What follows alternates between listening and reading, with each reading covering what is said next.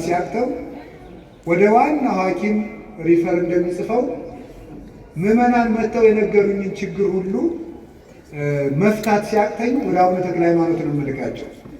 ሄዳችሁ የአቡነ ተክለ ሃይማኖትን ገድል አንብቡ፣ የአቡነ ተክለ ሃይማኖትን ገድል አንብብ፣ የአቡነ ተክለ ሃይማኖትን ገድል አንብቢ ብዬ ልኪያቸው ችግራቸውን ያልፈቱልኝ የለም። በእውነት ካንሰር የያዛት እህታችን ሳይቀር ተክለ ሃይማኖትን ገድል አንብቢ ብያት ጻድቁ ፈውሰውልኛል።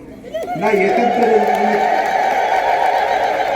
እንግዲህ ባይሆን እኛ መብቃት ካልሆነልን ወደ በቁት መላክ ጥሩ ነው።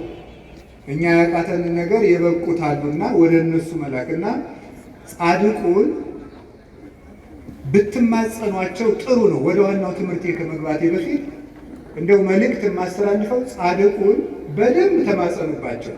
እግዚአብሔር ለኢትዮጵያ ጸጋ ሰጥቶን ዓይናችን ያልተከፈተ ግን አቡነ ተክለ ሃይማኖት ላይ ነው።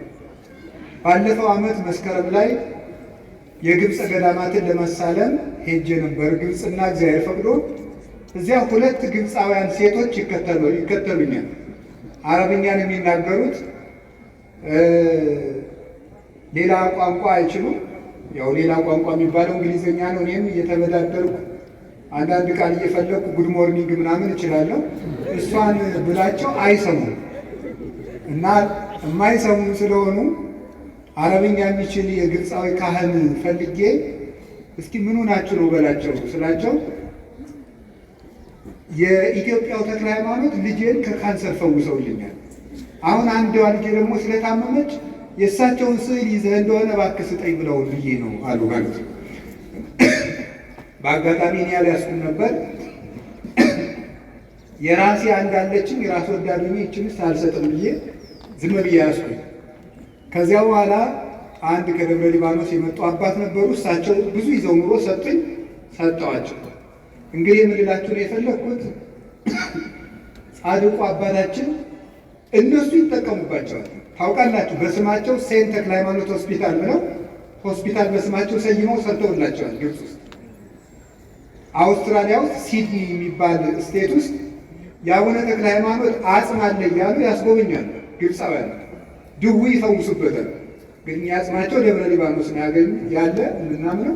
ትንሽ አፈርም ወስደው ሊሆን ይችላል፣ ይፈውስላቸዋል፣ ይገርማቸዋል። እግዚአብሔር በቅዱሳኑ ላይ የሚያበራ ብርሃን ነው።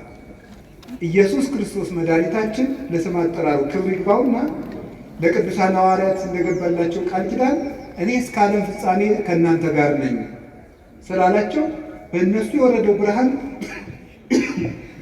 በእነ አቡነ ተክለ ሃይማኖት ላይ ያበራል እና ቅዱስ ተክለ ሃይማኖት አባታችን ደግሞ ደግ አባት ናቸው።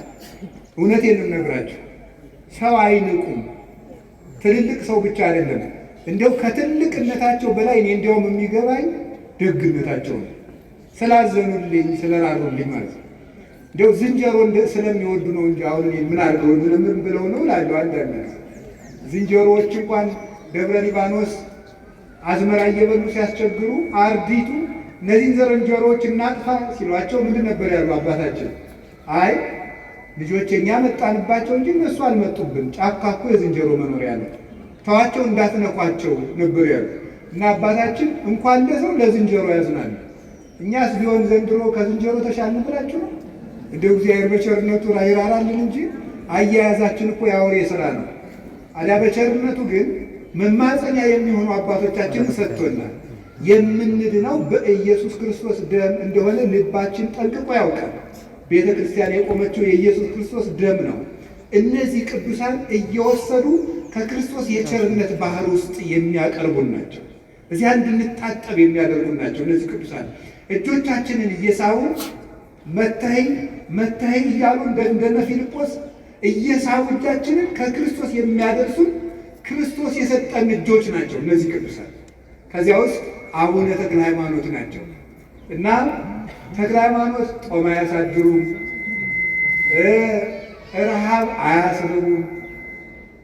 አይቻለውን በእውነት ባይኔ ደብረ ሊባኖስ ሄደን 3 ሰዎች ሆነን ቆይ ተክለ ሃይማኖት ከተክለ ሃይማኖት ግቢ የተኛ ሰው ጦሙን አያድርም ይባላል የሚል አንድ ሰውዬ ተፈታትኖ እንዳበሉት ሰምቼ ነበር እና እኛም ሄደን ዝም ብለን እንተኛ እስኪ ብለን ዝም ብለን ተኛን።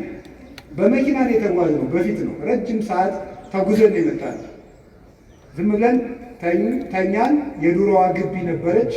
አሁን ጸባቴ ያሰሯት አበምኔቱ ነው። በደንብ አድርገው አሰርተውታል። በእውነት እድሜያቸውን ያርዝምልን። በዚያው በእውነት ማለት ነው ደብረ ሊባኖስን በደንብ አሳምረው አሁን የያዘውን ቅርጽ እንዲይዝ ያደረጉት እሳቸው ናቸው አውቃለሁ።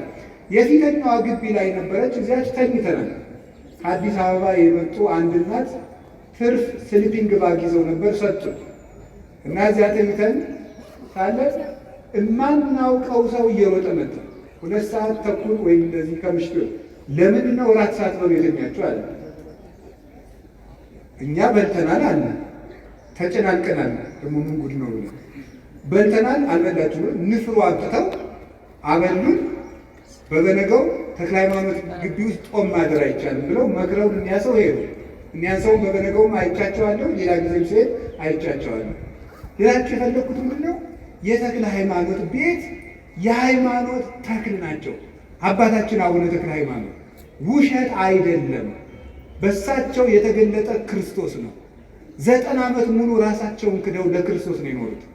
99 ዓመት ቅዱስ ጳውሎስ አሁን እኔ ሙቻለሁ በሕይወት አልኖርም ብሎ እንደተናገረ ራሳቸውን ገድለው ክርስቶስ በሳቸው ሕያው ሆኖ እንዲታይ ያደረጉ ናቸው። በስጋቸው ክርስቶስ ተገልጦበታል በሁለንተናቸው እና የጻድቁ አባታችን ስማቸው በተጠራበት ገድላቸው በተነበበበት አጋንንት እንዳይቀርቡ ክርስቶስ ቃል ገብቶላቸዋል። በሱ ስም ላይ በአቡነ ተክለ ሃይማኖት ስም ላይ የጌታችን ኢየሱስ ክርስቶስ ስም ተዋህዶ ስላለ ወገኖች በየጉራንጉሮ የማታውቁትን ሰው ከመከተል የሚታወቁትን አባት ተከተሉ። እሳቸው ከክርስቶስ ያደርሷቸዋል። እሳቸው ለጨነቀን ነገር ሁሉ ከክርስቶስ ምሕረት አዝለው የሚፋጠኑ ክንፋቸው የማይደክም ኪሩብ ናቸው አቡነ ተክለ ሃይማኖት እና ይሄም ግቢ እኔም አዲስ አበባ ሆኖ ሰው በአካልም ሲያገኘኝ ከአዲስ አበባ የመጣ ሰው ሳገኝ ምን ላድርግ ሲለኝ ደብረ አሚን ተጠመቁ እያልኩ ነው የምሰድ ብዙ ሰው እውነት የምናገር ደብሩም ደግሞ የተመሰገነ ደብር ነው። እንደው በወግ ስሰማ ነው ስርዓቱ እንደ ደብረ ሊባኖስ ቅዳሴ ከተገባ በኋላ ግቢው ይዘጋል ሲባል እሰማለሁ። እውነት ይሁን ቆይ ጸባቴ ይነግሩና አልጠየኳቸውም፣ ደግሞ አላደርሰኝ። ደብሩ ክርክብ ነው፣ የተሸከፈ ነው። ውሎ ቅዳሴ ይቀደስበታል። ካህናቱ ሊቃውንቱ የታሹ የተከረከሙ ናቸው። ሰንበት ተማሪዎቹ ሁሉ የዚህ ሁካታ ሆይ ሆይታ የማያበዙ መምህራንን ጥሩ መምህራንን እንዲያስተምሩ የተዝረከረከ ሰው ወይም ኦርቶዶክስ ሃይማኖት አስተምህሮ ውጭ የሆነ ሰው በዚህ እንዳይቆም ለዕቅበተ እምነት የሚተጉ ሰንበት ተማሪዎች ያሉበት ክርክም ደብር ነው። ጸበሉ በጣም ፈዋሽ ነው። እዚህ በመገኘት ይህን የእግዚአብሔር ምሕረት እንደሚሰጠኝ አምናለሁ። ለሁላችንም እግዚአብሔር ምሕረቱን ያድለን፣ ይቅርታውን ይስጠን። የጻድቁ ተክለ ሃይማኖት በረከትና ረድኤት ከሁላችን ጋር ይሁን። ይቺን ብዬ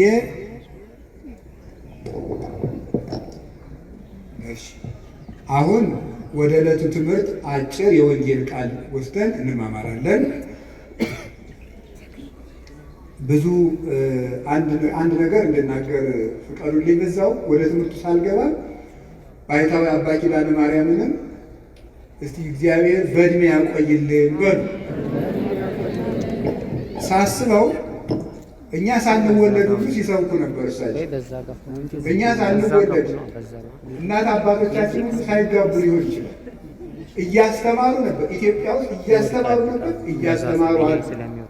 ይህ እግዚአብሔር ቸርነት እና በቤተ ክርስቲያን ውስጥ ደግሞ ይገርማችኋል፣ እንኳን ያገለገለ ሰው ያገለገለ ዕቃ ክብር ይሰጠዋል። አሁን የተሰበረ ጽዋ ዝም ብሎ አይጣልም፣ ተከብሮ ነው በዕቃ ቤት የሚቀመጠው። ማይጠንቱ ቢሰበር የተቀደደ ጥላ እንዲያው ትንሽ እንዲያው የዋህ ቄስ ዝም ብሎ መጽሐፍ ካልሰፋበት በስተቀር ዕቃ ቤት ነው የሚቀመጠው፣ ዝም ብሎ አይጣልም። የተቀደደ ጥላ እንኳን ሳይቀር እግዚአብሔር ቤት ያለ ዕቃ በክብር ነው የሚቀመጥ። እንግዲህ ያገለገለ ዕቃ ክብር ካለው ያገለገለ አባትማ እንዴት ክብር የለውም? 40 ዓመት 50 ዓመት በላይ ኢትዮጵያን አገልግሏል። ዙሮ ደከመኝ ሳይሉ በዱር በገጠር የኮዳ ብቻ ቋጥረው እየዞሩ ማለት ነው። እንግዲህ እሳቸው የሚጠብቁት ሞታቸው ነው። ለእኛ ይጸለይልናል። ገና ነው ጉዟችን፣ አቀበቱ ብዙ ነውና መጨረሻችንን እንዲያሳምረው እግዚአብሔር እንደነሳቸው ያለ ደግሞ አባት አይንሳን። በባንድ ጊዜ ሁላችሁን እንደው እስከ ዛሬ እድሜያቸውን በሙሉ ላስተማሩት እስኪ አንድ ጊዜ ቃለ ሕይወትን ያሰማልን። ወራችሁ ድገሙ ድገሙ። አዎ። ስለዚህ ቅድም ጸባቴ እንደነገሩ ግሩም የሆነ የሚያበራ ገዳም መስርተዋል። ስርዓቱ የተጠነቀቀ በልማቱ ደክሞ ምዕመናንን የሚያስተዳድር ለድሆች ሁሉ የሚደርስ ገዳም መስርተዋል። እየተስፋፋ ነው። አሁንም እንግዲህ ገዳሙንም በረድኤት ያጽናል። በቃ ይህንን ካልኩኝ ወደ ትምህርታችን እንሄዳለን። የእግዚአብሔር ልጆች በሚል ርዕስ ነው ለአጭር ደቂቃ የምንማማረው። እስኪ በሉ ድገሙ። እንድገም። እሺ። የማቴዎስ ወንጌል ምዕራፍ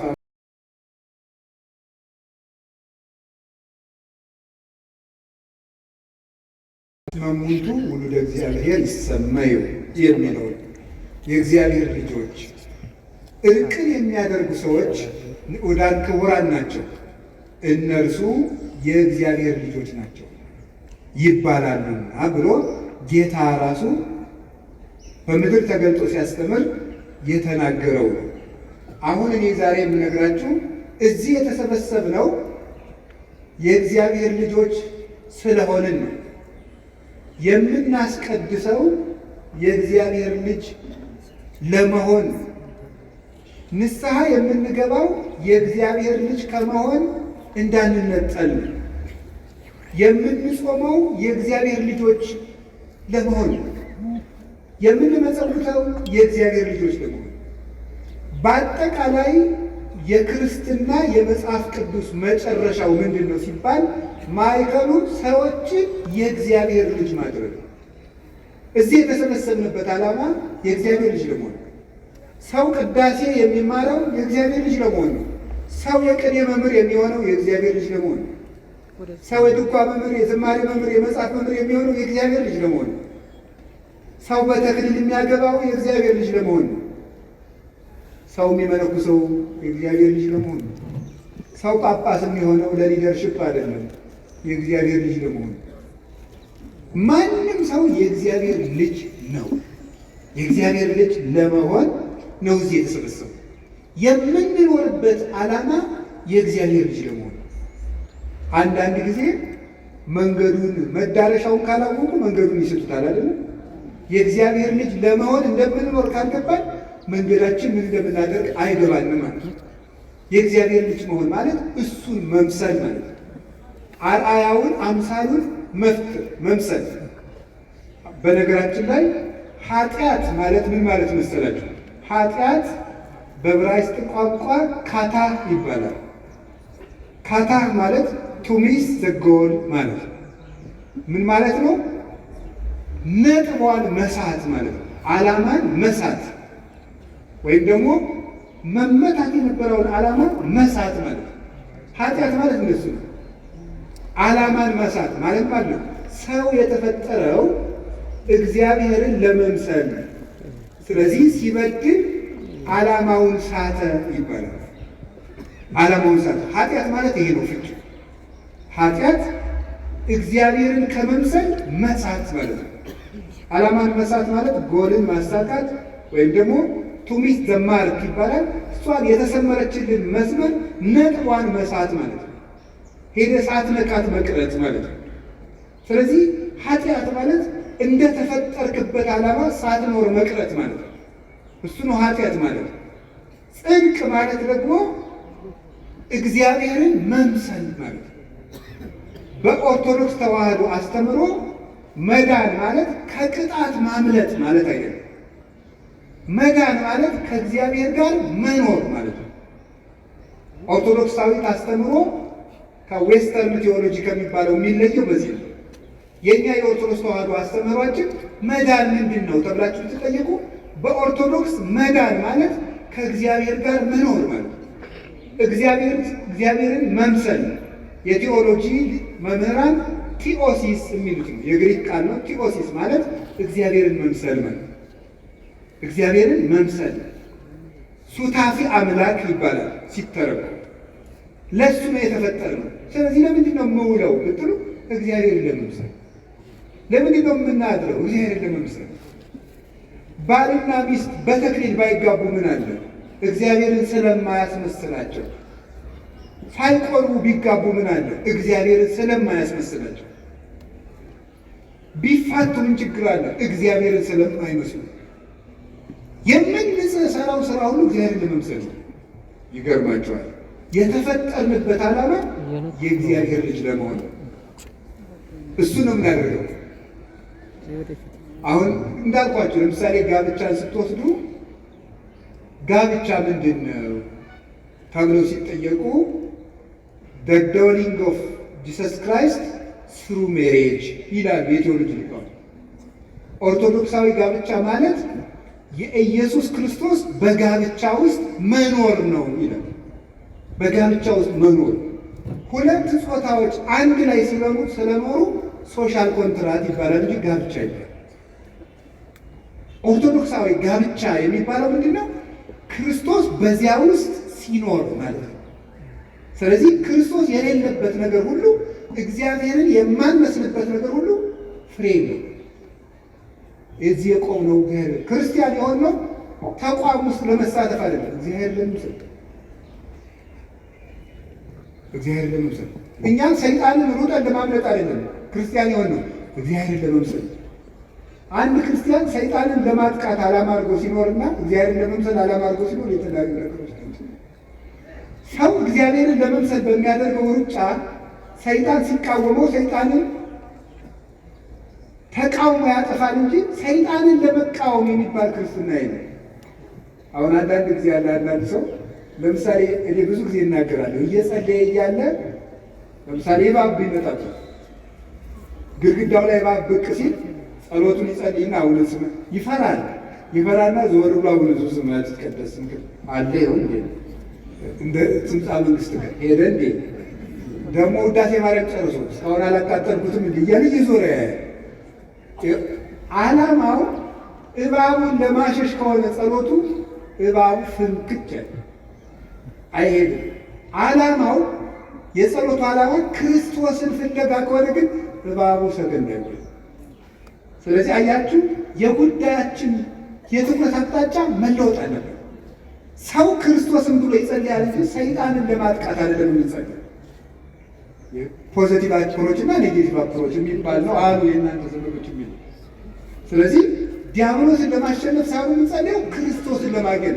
ክርስቶስን ለማግኘት በምናደርገው ሩጫ ዲያብሎስን እናሸንፈዋለን።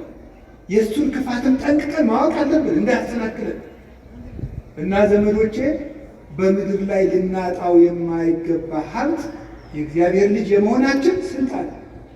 ቅዳሴ ስንቀድስ ካህኑ ጸጋሁ ለእግዚአብሔር ያህሉ ምስለ ኩልክሙ፣ የእግዚአብሔር ጸጋ ከእናንተ ጋር ይሁን ማለት ሊቃውንት አባቶቻችን እንደሚተረጉሙት ሀብተ ወልድና ስመ ክርስትና ገቢረ ተአምራት ወመንክራት መንግሥተ ሰማያት ይደረግላችሁ፣ የክርስቶስ ልጅነት ከእናንተ አይነጠቅባችሁ እያለ መቅደሱ ይመርቅ። ጸጋሁ ለእግዚአብሔር ማለት ክርስቶስ በነፃ የሰጣችሁ ልጅነታችሁ አትወሰድባችሁ። ቅዱስ ጳውሎስ በሮሜ መልእክቱ በጸጋው ድነናል የሚለው በሥራችን አይደለም በጸጋው ድነናል የሚልበት ምክንያት ለምን ይመስላችኋል? የእግዚአብሔር ልጅ ለመሆን እኛ ያበረከትነው አስተዋጽኦ የለም፣ በቸርነቱ ነው የሰጠን ማለት ነው እንጂ ስራ አያስፈልግም ማለት አይደለም። ልጆቹ ያደረገን በቸርነቱ ነው፣ በምህረቱ ነው። ባሪያ እንኳን መሆን አይገባልን ነበር። በቸርነቱ ልጆች አይገርባቸው። ቅዱስ አትናቴዎስ ይናገራል በእንተ ቀዳማዊ ቃል መጽሐፉ ላይ ሲናገር ሰዎች እግዚአብሔር እንደሆኑ የእግዚአብሔር ልጅ ሰው ሆነ ይላል። ሰው እግዚአብሔር ይሆናል እግዚአብሔር እንዲመስሉ ማለት ነው። አንተን ዳግመኛ ለመውለድ የእግዚአብሔር ልጅ ካንተ ተወለደ ይላል። ያንን ያደረገልን በጸጋው ነው፣ በምህረቱ ነው።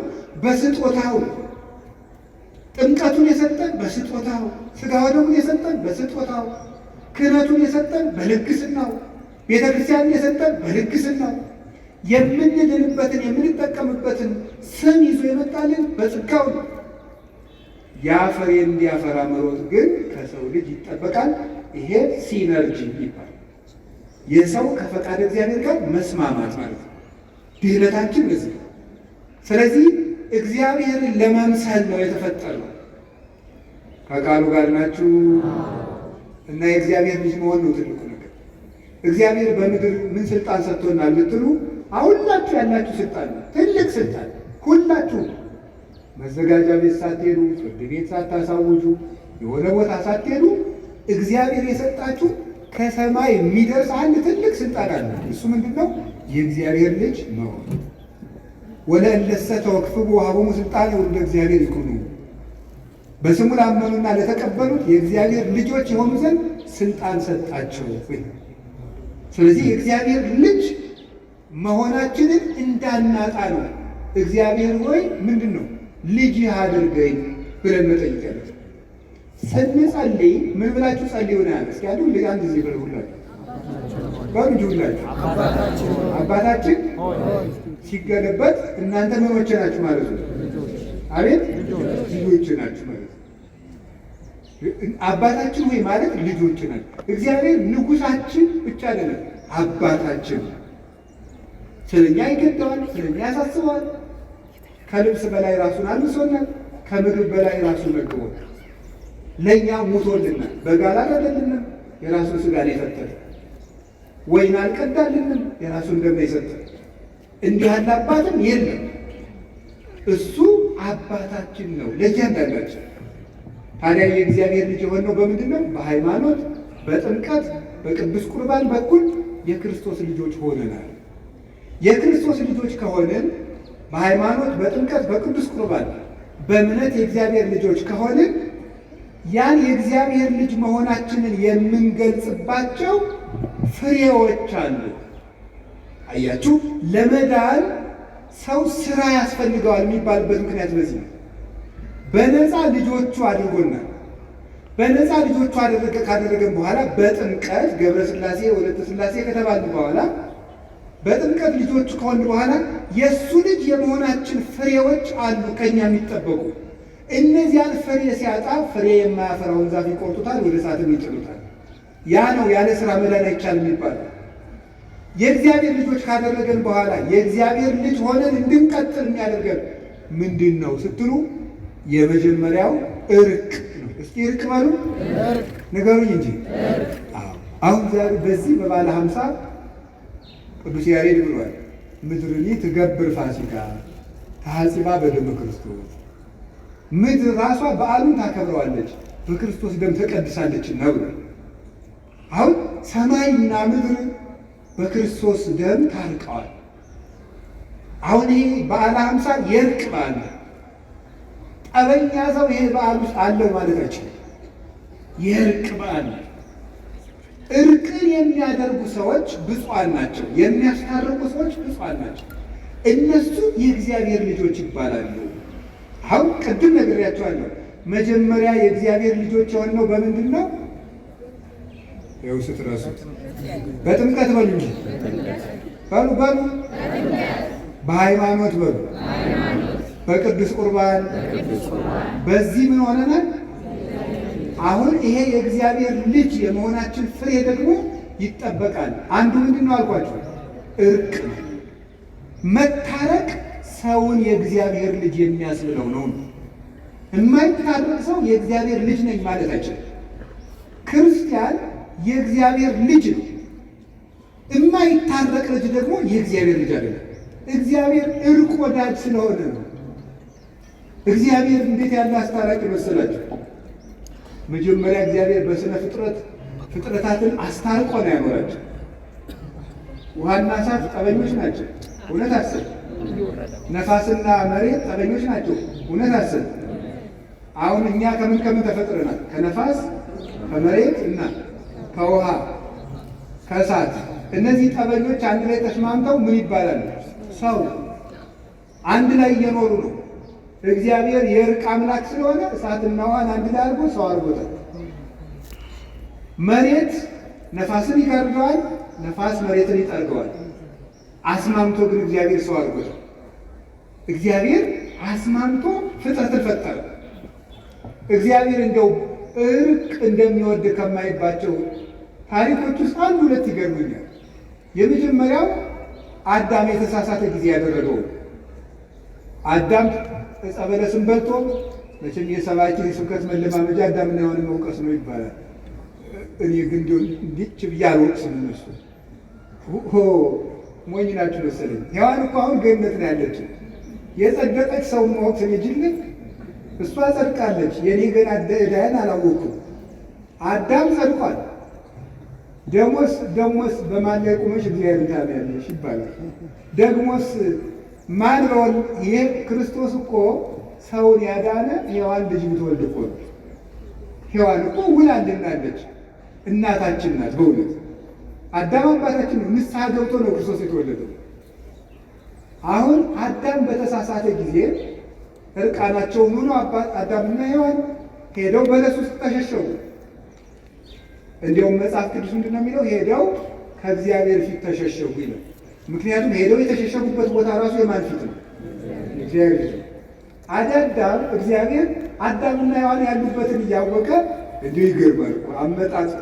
በሰርክ ጊዜ ይሄን የገነቱን ቅጠሉን ምንም ኮሽ እያደረገ አዳም በየት ነው ያለ እያለ መጣ።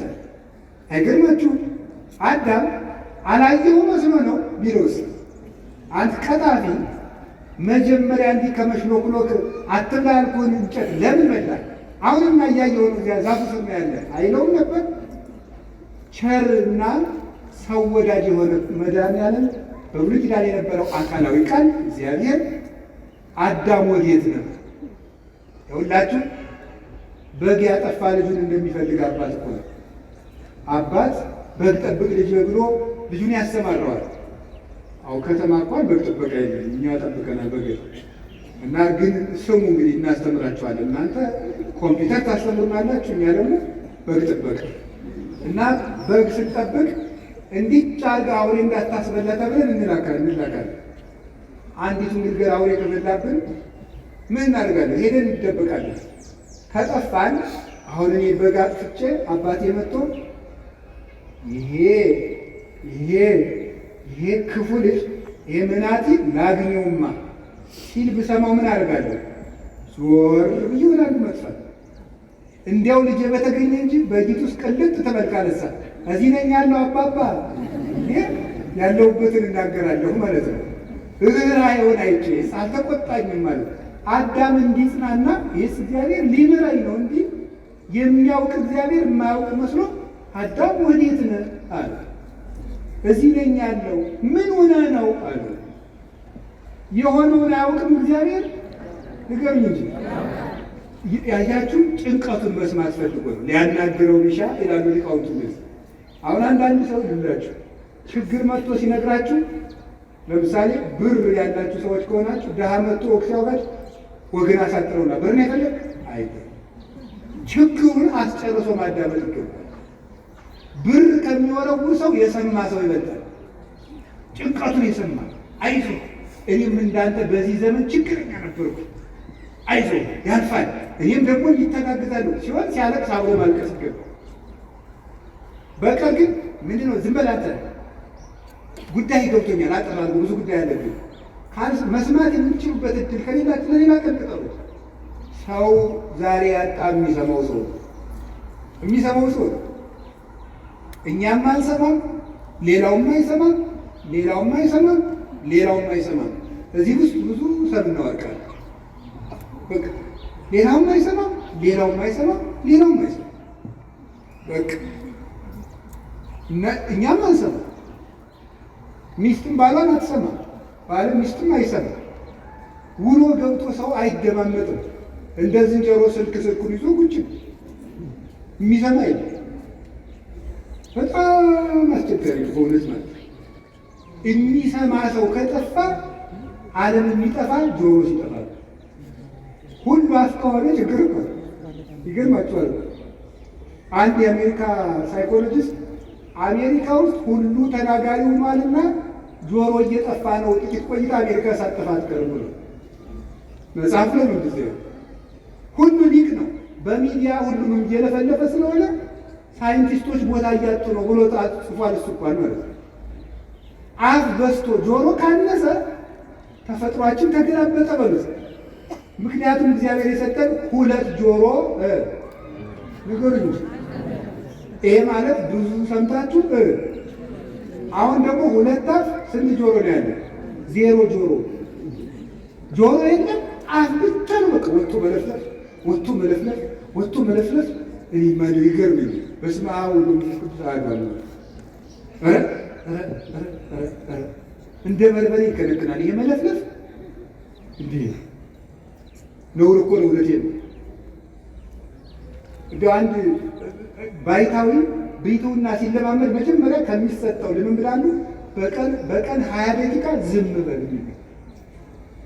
ቢያንስ ዝም ማለት እስቲ በቀን 20 ደቂቃ ዝም በል። እኔም ዝም ስልካችሁን ተጣችሁ እንዲህ ምራችሁ እጃችሁ እግራችሁ አንኩ። ሰው ምንም በቃ በጣም ምንም መረጋጋት የሚባል የለም። ይሄን ራስ አሁን ትንሽ ወሬ ልታናግሩ ራሱን ሲያክ እጁን እንደዚህ ሲያክ እንደዚህ ያስጨንቃል፣ ያሳዝናል። በውስጣችን መረጋጋት የሚባል ነገር የለም። ያንን እንድናገኝ የሚያስፈልግ እግዚአብሔር አዳምን ሰማው። እኛም ወንድሞቻችንን እንስማቸው፣ እህቶቻችንን እንስማ። የሚሰማን ሰው እግዚአብሔር ይሰማዋል። ስምዑኒ ደቂቀ እስራኤል እግዚአብሔር ይስማይክሙ አይደል ያለ? የጌዴዎን ልጅ ሄዶ ምንድን ያለ? የእስራኤል ልጆች ሆይ እናንተም ስሙኝ እናንተንም እግዚአብሔር ይስማችሁ። የሚሰማ ሰው ሰሚ ያገኛል። እግዚአብሔር አዳምን ሰማው። ተከትሎ ሄዶ አዳምን አባብሎ ታርቆት መጣ። አዳም በላ፣ ራሱ ኮበለለ። እግዚአብሔር ያለበት ዛፍ ድረስ ተከትሎ መጥቶ ታረቀው። አሁን ዛሬ ታረቁ ሲባል እኔ አልታረቅም። ቀጥሎስ እንደው ትንሽ ሻል ያለ ሰው ካለ ባይሆን እሱ ይምጣ እንጂ ያለ ያጠፋ እሱ። እግዚአብሔር ግን መጥቶ የታረቀ አዳምን ተከትሎ ሄዶ ታርቋል። እኛ ሰው ተከትለን ሄደን መታረቅ ሲገባል እየተከተሉ ምሕረት የሚለምኑንን ይቅርታ የሚጠይቁን ሰዎች እንኳን ይቅርታ እናደርጋቸው። ይሄ ታዲያ እግዚአብሔር ልጅ ያሰኛል? ስሳ ለሰላም ወዴግና ሰላምን ፈልጋት ተከተላት ይላል ቅዱስ ዳዊት። ፈልጋት ማለት ታረቅ፣ ተከተላት ማለት አልታረቅም ካለ ቤቱ ድረስ ተከትለ ሄደ ታረቀው። ለምነ ታረቅ፣ አንተ ለምነ ታረቅ። ሰውየው መምጣት ቢያቅተው ትዕቢት ነው እንደሚያደርገን። ውስጣችን ያለው ራስ ወዳድነት ነው እንዳንታረቅ የሚያደርገን። ስለዚህ የእግዚአብሔር ቤተሰቦች ተከትሎ ሄዶ የሚታረቅ መሸነፍ አይደለም። ኦርቶዶክሳዊ ሰው ተበድሎ ተከትሎ ሄዶ በር ቢዘጋበት አንኳኩቶ የሚታረቅ ሰው ተሸናፊ አይደለም፣ እግዚአብሔርን ይመስላል። እርቅ መለመን እግዚአብሔርን ያስመስላል። እንዲሁ በሞት ያፈርሰውን ዛሬ የምነግራችሁ ዛሬ ከሰዓት ጀምራችሁ ለምናችሁ ቢሆን ታረቁ የተጣላችሁ ነው። እንደዛ ካለ የእግዚአብሔር ልጅ እንሆናለን። የእግዚአብሔር ልጆች ከሆን ደግሞ የእግዚአብሔርን ምሕረት እናገኛለን። ሳንታረቅ ምሕረት ብንለምን ኢትዮጵያ ምሕረት አታገኝም። ምሕረት የሌላቸው እየጨመሩ ነው የሚሄዱት። እርስ በርሳችን ከታረቅን ግን ምሕረት ይገባናል። ለሀገር ምሕረት ያመጣል እግዚአብሔር። ሰው ከልጁ ጋር መታረቅ አቅቶት፣ ከጎረቤት ጋር መታረቅ አቅቶት፣ ከዘመኑ ጋር እንደ ቅዱስ ዮሐንስ አፈወርቅ ይላል እግዚአብሔር ጠላቶቻችሁን ውደዱ ቢለን ወዳጆቻችንን ስንጠላ ብንገኝ እንደምን ያለ ፍርድ ይጠብቀን ይሆን? ጠላቶቻችሁን ውደዱ ብሎን ወዳጆቻችንን ስንጠላ ከተገኘንማ እንዴት ያለ ፍርድ ይገባን ይሆን? አሁን እኮ እግዚአብሔር ያሳያችሁ፣ ክርስቶስ ያመልክታችሁ። ሰው ቤቱ ውስጥ ሰላም አጥቶ የሀገር ሰላም ነው። እኔ እውነቴን ልንገራችሁ፣ ኦርቶዶክሳውያን እንታረቅ፣ ለሀገር ምሕረት እንዲሆን። ብዙ ደም እየፈሰሰ ነው፣ ይበቃል። ሰው ያለ ዕድሜው እየተቀጨ ነው። እናት ያለ ጧሪ እየቀረች ነው። ብዙ አይኖች ደም እያለቀሱ ነው። እንታረቅና እግዚአብሔር ይማረን። የጨካኝ ልብ እግዚአብሔር ይመልስ። እኛ እንታረቅ፣ ይቅር ባዮች እንሁን። በሞት ያፈርሰውን ይቺ ቤተክርስቲያን የይቅርታ ምልክት ነው። ለምሳሌ ይሄን ቆብ ታዩታላችሁ። ነው የለበስኩት ቆብ አባ ጴኔን የሚባል አባት ምን ይላል? ቆብሰ ትምህርተ የዋሃት ይእቲ፣ ቆብ የይቅርታ ምልክት ነው ይላል። ቆብ ይቅርታ የማያደርግ መነኩሴ አይባል። ቆብ የይቅርታ ምልክት ነው። ምክንያቱም ይሄ በዕለተ ዓርብ ክርስቶስ የደፋው የሾህ አክሊል ነው። ክርስቶስ የሾህ አክሊል ደፍቶ ይቅር ሲል ነዋሪ ሲጣላ ነዋሪ ይቅር ሲል ነው። ክርስትና ይቅርታ ነው። መስቀል የያዝነው ለምንድን ነው? እንዋጋበት ይመስላችኋል? ይቅር ልንልበት ነው። አንገታችን ላይ ማተብ ያሰርነው ይቅር ልንልበት ነው።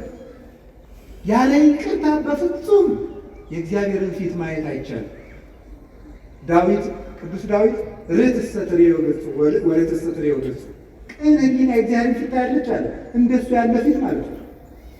ጠላቱ እያሳደደው ይቅር የሚል ዳዊት የአምላክ ልብ የተባለ እኮ እንደ አምላኩ ይቅር ባይ ስለሆነ እና እግዚአብሔር አዳምን ተከትሎ ታረቀ። ኋላ ደግሞ በጣም በሚያስደንቅ ሁኔታ እግዚአብሔር ቀድሞ ካደረገለት በላይ ለአዳም ትልቅ ነገር አደረገለት። መጀመሪያ እግዚአብሔር ትቢያውን አንስቶ የአምላኩን መልክ እንዲይዝ አድርጎ ፈጠረው። ይህን መያዝ ባይሆንለት ደግሞ ወነስአላ ያለ የባሪያን መልክ ይዞ አምላክ ወደ ምድር መጣ። ይህ ፍጹም ይቅርታ ነው። እንደምን ያለ ይቅርታ ነው! በእግዚአብሔር መንግስት ላይ በተነሳ በጠላቱ ለአዳም የእሱን መልክ ይዞ መምጣት ፍጹም የሆነ ምህረት ነው እግዚአብሔር ለሰው ልጆች ያደረገው። ማን ንጹሕ ልብስ እያለው አዳፋ ልብስ ይለብስ? ማን ሀብታም ሆኖ በድሃ ጓሮ ይገኛል? ክርስቶስ ግን እፎ ቤተ ነዳይ አደረ ከመ ምስኪን፣ እንዴት እንደ ምስኪን ከድሃ ቤት አደረ፣ በበረት መካከል ተወለደ። ይህ ፍጹም ይቅርታ ነው። ያም ብሎ ደግሞ ስጋውን ቆረሰ፣ ደሙን አፈሰሰ። ይሄ ፍጹም ይቅርታው ነው። በመስማር ለሚመቱት እጆች ይቅርታ አላደረገ። ይሄ ፍጹም ይቅርታው ነው። እናንተ በአይሁድ ትደነቃላችሁ፣ እኛ እድሜያችን በሙሉ ስንሰቅለው አይደለም ይኖር። አይሁድ እኮ አንድ ቀን የቸነከሩት ኃጢአት በሰራን ቁጥር እኮ ክርስቶስን እየሰቀለ። እግዚአብሔር ስንት ቀን የማረን ወገኖች? እግዚአብሔር ስንት ቀን ትቶልናል? እግዚአብሔር ስንት ቀን የዕዳ ደብዳቤያችን ፍቋል። እኛ ግን እስካሁን የይቅርታ ልብ የለም። ቅዱስ ዮሐንስ አፈወርቅ እንደተናገረው ዓርብ የክርስቶስ ደም ሲያርፍበት አለቱ ሲሰነጠቅ የአይሁድ ልብ ግን እንደተዘጋው አለ። ልባችን እስከ ዛሬ ተዘግቶ ይቅርታ የለው፣ ምሕረት የለው። አንኳኩ ይከፈትላችኋል አለ። የልባችን በር ተዘግቶ ምኑን በር ነው የሚከፍትልን? ራዕየ ዮሐንስ ምዕራፍ 3 ላይ አንብባችኋል። በደጅ ቆሜ አንኳኳለሁ፣ የሚከፍትልኝ ካለ ገብቼ እራት እበላለሁ። ክርስቶስ ዛሬም በደጅ ቆሞ ያንኳኳል። የተዘጋ ልብ ነው ያለው። ወንድሞቼና እህቶቼ ይቅር ባዮች ነው። ያን ጊዜ እግዚአብሔር ይቅር ይለናል። ብፁዓን መሐረያን እስመ እሙንቱ እስመ ሎሙ ይምህርዎሙ የሚራሩ ሙላን ክቡራን ናቸው፣ ለእነሱም ፍቱርቱ ሥላሴ ይራሩላቸው ብሎ ነግሮናል። ምሕረት የእግዚአብሔር ልጅ ምልክት ነው፣ የመሆን ምልክት ነው። የተጣላ ማስታረቅ እግዚአብሔር ልጅ ነው። ባልና ሚስትን ፈልጋችሁ አስታርቁ። አሁን እግዚአብሔር ቤተክርስቲያኒቱን የሚመታት ትዳርን በመምታት ባልና ሚስትን ፈልጋችሁ ጭራችሁ አስታርቁ። እውነቴን ነው። ፈልጋችሁ በዚህ ዘመን አይሉ ጉርብትናም ቀረ ከተማ ሳያበላሽው አይቀርም። ያው ማለት እቺ እንትን ስላለች ማለት ነው። ግቢ የሚባል ነገር ስለመጣ ምንም የለም። አሁን ድሮ ገጠር ስናድግ ምንድን ነው መሰላችሁ የሆነ ጭቃ ስናወቃ ምናምን ልጅ ሆነን የሆነ ጎረቤት ካገኘን የመቅጣት መብት አለ። አባቴ አይደለም ግን በደንብ አድርጎ ይገርፈኛል። ዋስጥራ ብሎ ነው የሚገርፈኝ። ሄጄ ደግሞ ይቆጡልኛል ብዬ ለእናት አባቴ ገሌ እኮ ደብድቦችበት ደግ አደረገ እሰይ እኔ ይጨምሩልና እንዲያው ማለት ያ ነው ኢትዮጵያዊነትን ያቆየው ማለት ነው። አሁን የጎረቤትን ልጅ መቆንጠጥ ይቻላል? አሮስ ጭራሽ አሁንማ ጭራሽ ልጅንም መቆንጠጥ አይቻልም ነው። አቢዩዝ ማለት መጨቆን ልጆች። አሁን እኮ ልጅ እያሳደግን ሳይሆን በሬ እያደለም ማዳበሪያውን ይመስለኛል በ13 ዓመታቸው እንዲህ እንዲሉ ልጆች ነው የሚመጡት። ግን ነፍስ ይኖራቸዋል። በጣም ከባድ እና ባልና ሚስትን አስታርቁ። የባልና ሚስት ጠብ ከሀገር ጠብ ይበልጣል። ለምን? ሁከት ከበዛበት ትዳር የመጣ ልጅ ነው ሀገር የሚያውቀው። ባልና ሚስት አስታርቁ። እግዚአብሔር ይገርማቸዋል። ባልና ሚስት ሊያስታርቅ ከሰማይ ወርዶ እንደነበር ታውቃላችሁ። እንግዲህ ማንኛው ግርም ምን የሚያደርገው አብርሃምና ሳራ ሊያስታርቅ እግዚአብሔር ወርዶ ነበር። እንዲሁ ሽማግሌ ቢልክላቸው ወርዶ እግዚአብሔር ከሰማይ አብርሃምና ሳራ ተጣልተው እናታችን ሳራ መካን ሆና በኋላ አንድ ቀን ከገረዲቱ ውለድ ብላው ከአጋር ወልዶ እንደገና ደግሞ አጋር ደግሞ በሳራ መኩራት ጀምራ ከዚያ በኋላ ደግሞ ሳራን እግዚአብሔር ጎብኝቷት ይስሐቅን ወልዳ ደግሞ ሳራ ደግሞ እንደገና ደግሞ ትንሽ ትዕቢት ነገር ጎብኝቷት ምን አደረገች? የኔ የእመቤቲቱ ልጅ ከባሪያ ልጅ ጋር አይጫወትም ብላ ጠብ። እንግዲህ ብዙ እንግዲህ ትዳር ጠብ የሚመጣው በሰራተኛ ነው። እኔ ካሁን ቀደም አስተምሬ ያውቃለሁ። ባልና ሚስት አንድ ቤት እየኖራችሁ በሰራተኛይቱ ምክንያት ጠብ ከመጣ ከሚስቶቻችሁ በልቁ። ገብቷችኋል አይደለም? አዎ፣ ከባድ ነው። ሴቶቹ ልቡናቸው ቅን ነው፣ ግን ሰውን የሚወዳቸውን ሰው ፈተና ያቀርቡለታል ይባላል አሉ ነው። ያቀርቡለታል ማለት ለምሳሌ ለሰራተኛይቱ አነስ ያለ ራት ትሰጣታለች ከሱ ፊት አንቺ ጨምሪያት እንጂ ካለ ነው የሰውዬ ልቡ ከሰራተኛይቱ ጋር ነው ያለ የሚለውን ለመመዘን ነው አሉ ነው። ይሄን ቢሆን ያለው እና የዚያ ጊዜ ዝም ነው ማለት ያለብሃል። ኋላም ትጨምራት ነገም ታብላት። አሁን ከየት አገኘኸው ሲባል ከመጽሐፍ ቅዱስ እግዚአብሔር ሳራና አብርሃም ሳራና አጋር ሲጣሉ እግዚአብሔር ምን ያለው? ሳራን ስማታ ሰራተኛይቱን ትበላል አስወጣ። ከባድ ድሀ ግን አስለቅሶ አላለ። ሰራተኛ ጨክኖ አላለ። እሷ ሳንዲወትም እንዴት ትሆናለች? ሸኛት። ለእሷ ምን ያለውላት አለ። እሷ የወለድከውን ባል ግዳል ሸኝቶ ሰደዳት። አሁን ጉዳዩ ስለ ሳራ ስለ አጋር ስለ አብርሃም ርዕሳችን አይደለም። የገረመኝ የአንድ ባልና ሚስት የአንድ አባወራ ጠብ እግዚአብሔር ገዶት ከሰማይ ወርዶ ባልና ሚስት ሲሸመግል መገኘቱ ነው። ምክንያቱም እግዚአብሔር የእርቅ አምላክ ነው። የጠብ ትንሽ የለም። የዓለማት ጌታ ሁለት ሰው ሊያስታርቅ ከሰማይ ወርዶ መጣ። እርቅ ቀላል ነው። እግዚአብሔር ከሰማይ የወረደበት ርዕሰ ጉዳይ እርቅ። ክርስቶስ ሰው የሆነው ሊያስታርቅ ሊታረቅ፣ እርቅ ትልቅ ነገር ነው። ከቃሉ ጋር ናችሁ? ከቃሉ ጋር ናችሁ? እግዚአብሔር ከሁላችን ጋር ነው። በቅዱስ መጽሐፍ ፊልሞና መልእክት የሚባል ታውቃላችሁ አይደል? እስኪ የማታውቁት ፊልሞና መልእክት የሚባል ሰምቶ የማያውቅ እጁን አውጡ። ካሜራውን ተውና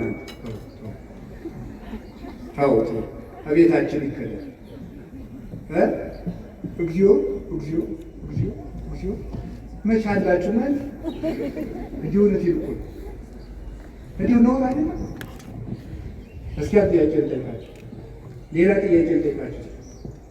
ሊኦናርዶ ዳቪንቺ የሚያውቅ አውጡ። ሊኦናርዶ ዳቪንቺ የሚያውቅ ሞናሊዛን የሳላት ማለት ወይ በሁለቱም እንዲያላችሁ አውጡ እንጂ አውጡ። ሞናሊዛ ይሄ በዚህ ላይ ይባላል። አሁን ሊኦናርዶ ዳቪንቺ እያወቃችሁ የአምላካችሁን መጽሐፍ አታውቁ ነው አይደለም? ነው። ሰው በሞት የምታዋወቅ ከእግዚአብሔር ጋር የእግዚአብሔርን መጽሐፍ እንዴት ነው የማታነው? አሁን እኔን እንደ ሐኪም ቁጠሩ። ግድ የለም ቄስ ሐኪም ነው አይዟችሁ። ስለ ራሱ እያወራ ነው እንዳይመስላት። የለም እኔ ያልኩኝ አሁን ቄስ ሐኪም ነው የሚለውን ብቻ ነው። በቃ ዝም ብሎ አባገት የሚለውን ፐርሰናሊቲ ተውትና ዝም ብሎ ሰው ቄስ አድርጉኝና ሐኪም ነው። አሁን መድኃኒት እያዘዝኩላቸው ነው። በቀን አንዳንድ ክኒን ዋጡ ቢላችሁ ሐኪሙ ትውጣላችሁ አትውጡ? በቀን አንዳንድ ምዕራፍ መጽሐፍ ቅዱስ ዋጡ። እሺ በምን እሺ በሽተኛው ለሐኪሙ ሄዶ አሞኛል ምን ራስ እንደገና 70% የበሽተኛው ህመም የሚታወቀው ከታካሚው ሂስትሪ ነው ይላሉ ሐኪሞች። እሱ ከሚያቀርበው ኢንፎርሜሽን በዚያ ካልተግባባ በሽታው አይገኝም። አሁን የገጠር ሰው ብዙ ጊዜ ሊታከም ሄዶ ባለመግባባቱ በሽታው አይገኝም። ምን ያደርጋል ሲል ይጎሸምጠኛል። መጎሽመጥ ምን እንደሆነ እንግዲህ አይታወቅም በሐኪሙ ማለት ነው። አንዳንዱ ሰው ደግሞ ሄዶ ምን ይላል መሰላችሁ? ምንድን ነው የሚያም ሲባል አንተ ወቀው እንጂ ሐኪም ሊያውቅ መስሎኝ እንደዚህም ይላል።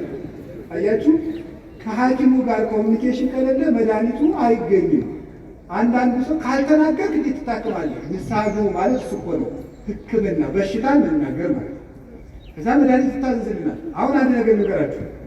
አንድ ሰው ለሐኪሙ ሄዶ በሽታውን ተናግሮ ይኸውልህ ሰማችሁ፣ በሽታውን ተናግሮ ሲጨርስ ጨጓራ መሆኑ ታወቀ። ለምሳሌ ጨጓራ ማለት ጋስትራይት ነው። እሱ ማለት በምናምን ባክቴሪያ አድርጎ በምን ተደርጎ ሙከስ መምብሬን ሲላት ምን እንደዚህ ብሎ የሚመጣ ነገር ነው። እነዚህ ደግሞ ነገሮች ከእንትን ጋር ኮኔክት አድርገው ብሎ ያው ስለማላውቅ ብሎ ሌክቸር ቢሰጠውና በቤት ግን ቢለው ሰውዬው ይድናል አይደለም? አይድንም። የሚድነው መድኃኒት ሲያዝለት። ስለ ጨጓራ በመስማት ጨጓራ መዳን አይቻልም። የጨጓራ መድኃኒት በመውሰድ ለጥንቃቄ ይረዳ ይሆናል። እየሰሙ ብቻ በመሄድ መዳን የለም። ሄሎ ማድረግ ነው። አንድ ምዕራፍ መጽሐፍ ቅዱስ በቀን አዝዤላችኋለሁ። እንግዲህ ያው እግዚአብሔርን እዚህ አዞናል። እንግዲህ መቼስ ከናዳታችን ቢሆን እዚህ ተላላኪ አድርጎናል። አንድ ምዕራፍ መጽሐፍ ቅዱስ ለራሳችሁ እስቲ ቃል ግቡና አንድ ምዕራፍ መጽሐፍ ቅዱስ ሳላነብ አልተኛም ብላችሁ ለ24 ሰዓት አንድ ምዕራፍ መጽሐፍ ቅዱስ አለ። እሺ፣ በጣም ጥሩ። ከዚያ እንግዲህ የፊልሞና መልእክት በመጽሐፍ ቅዱስ አንድ ምዕራፍ ያለው መጽሐፍ ቅዱስ ነው። ልክ እንደ ይሁዳ መልእክት ማለት ነውና በጣም የሚያስገርማችሁ ለምንድን ነው ፊልሞና መልእክት ከሁሉም መጽሐፍ ቅዱሶች ከሚያስገርመው ጠባዩ አንድ ባሪያንና አንድ ጌታን ለማስታረቅ የተጻፈ መጽሐፍ ነው። በጣም እኮ ነው የሚገርማችሁ። ስለ እርቅ ትልቅነት ነው አረሳችን። ፊልሞና የሚባል አንድ ትልቅ ሰው ነበር፣ ባለጸጋ። አናሲሞስ የሚባል ባሪያ ነበረው። ዛሬ ሰራተኛ ተብሏል። አሁን ያው መቼስ እያላለ ቀለም እየተቀባ ነው ሁሉ ነገር። አሁን ሰራተኛ ተብሏል። ከዚያ ደግሞ አይነ ስውር የሚለው ቀርቶ ማየት የተሳነው ደህና ነው ይሁን ግዴ።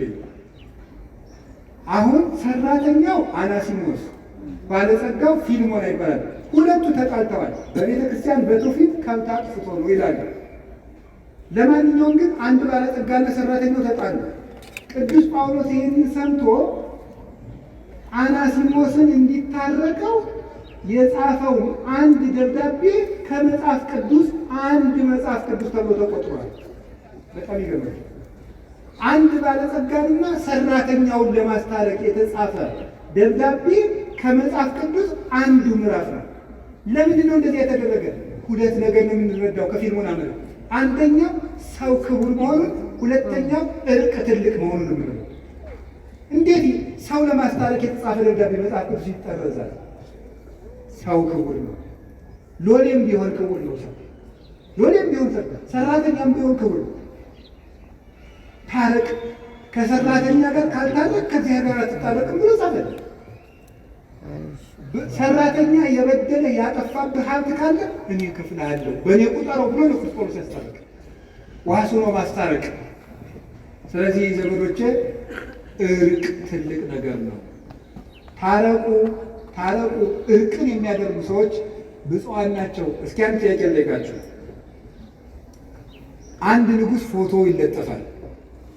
ፎቶ ተለጥፎ የንጉሱን ፎቶ ስንቀድ የንጉሱ ወታደሮች ቢያዩን ሀ ይሸልሙናል፣ ለ ይቀጡናል። ምረጡ እንጂ አቤት። ለምን አቤት? የከተማ ሰው ሲናደድ የጓደኛውን ፎቶ ይቀዳል ይባላል። እውነት ነው ማለት አንድ ለምሳሌ ዘለቀ የሚባለው ምን የሆነ ተክሉም በሉት የሆነ ሰው ከጓደኛው ጋር ሲጣላ ድሮ ተማሪ እያሉ የተነሱ ፎቶ ካለ ቅድድ ያደርጋል አሉ። እውነት ነው ሳይሆን አይቀርም። ጥያቄው ፎቶውን የሚቀደው ማንን በመበቀል ነው? ንገሩኝ እንጂ ፎቶውን በመናቅ ማንን እየናቀ ነው? በጣም ጥሩ። እንግዲያማ ሰው የማን ምስል ነው? ስለዚህ ሰውን ስንንቅ ማንን ነው የምንንቀው? እግዚአብሔር ነው የምንንቀው። ሰውን ጥለህ መጥተህ ሰውን ተጣልተህ አንተ ምናምንቴ፣ አንተ ምናምን፣ አንተ ወዘተርፈ በዘሩ ሰድበው፣ በድህነቱ ሰድበው፣ በመልኩ ሰድበው፣ በድንቁርናው ሰድበው ስትጨርስ እዚህ መጥተህ ደግሞ አባታችን ሆይ በሰማያት የምትኖር በደላችን ይቅር በለን እኛም የበደሉንን ይቅር እንደምንል። ተው እንጂ። አንድ ካህን ሁለት ሰዎችን ለማስታረቅ ተቀምጠው ቢሉ አልታረቅላቸው አሉ። በሉ ለጸሎት እንነሳ አሉ። ለጸሎት ተነሱ። በሉ አባታችን ነው ይሉ። አባታችን ነው ሳይታረቁ ነው እኮ። በሰማያት የምትኖር ስምህ ይቀደስ፣ መንግሥትህ ትምጣ፣ ፈቃድህ በሰማይ እንደሆነች እንዲሁም በምድር ትሁን። የዕለት እንጀራችንን ስጠን ዛሬ፣ በደላችንን ይቅር በለን እኛም በሕግ አምላክ እዚህ ላይ ያቁሙ አሉ። ለምን እኛም የበደሉንን ምን የሚላለሁ ይቅር እንል ዘንድ የሚላለሁ። እግዚአብሔር ላይ ለምን ድራማ ትሰራለህ? ታረቅ። አቡነ ዘበሰማያትን አለማለት ኃጢአት ነው።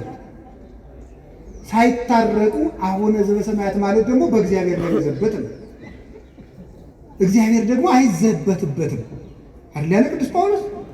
ስለዚህ ሁላችንም እንታረቅ፣ ከዛሬ ጀምሮ እንታረቅ። እኔ የተጣሉ ሰዎች ገጥመው ሳስታረቅ የምጠቀማት አንዲት ነገር አለች። ከጠቀመቻችሁ ልንገራችሁ። ሁለት ሰው ሊታረቁ ተቀምጠው እምቢ ካሉ አይ አባ አልገባህም፣ ሰውየው እኮ እንዲህ ያደረገኝ ሰው ነው ሲለኝ አንድ ጥያቄ ነው ጠይቅ። ከክርስቶስ ትበልጣለህ ነው የምለው። አልበልጥም። እንግዲያስ እግዚአብሔር እንዲያደርጉ ተደርጎ ምን ብሏል? ታርቋል።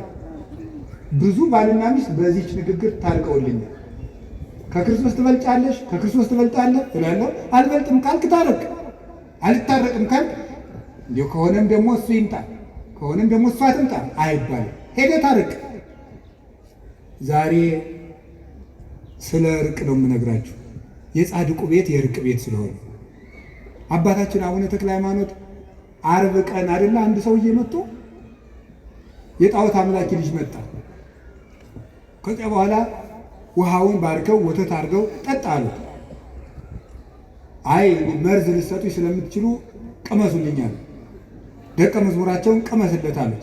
እንዲህ አባታችን በጾሙ አለ። ልጄ ከጾምማ ፍቅር አይበልጥም አሉ አቡነ ተክለ ሃይማኖት። ከጾም ፍቅር ይበልጣል። የምግብ አድማ እኮ አይደለም። ጾምማ እንግዲህ አሁን ሰው ውፍረት ለመቀነስ እየጾም አይደለም፣ እየጾመ ነው። አሁን ሳይበላ ያድራል። ከንችር ብሎ ነው የሚያዘው፣ አቋሙን ለማስተካከል ብሎ መከራውን እያየ ማለት ነው። የጾምማ ጉዳዩ ፍቅር ነው። ፍቅር ከጾም ይበልጣል። ስለዚህ የእርቅ ቤት ላይ ነው የቆመው። የተክለ ሃይማኖት ልጆች ከሆን እንታረቅ። ዛሬ ጀምራችሁ ሄዳችሁ ታረቁ። ሰው ልካችሁ የተጣላችሁትን ይቅር ባዮች ሁኑ።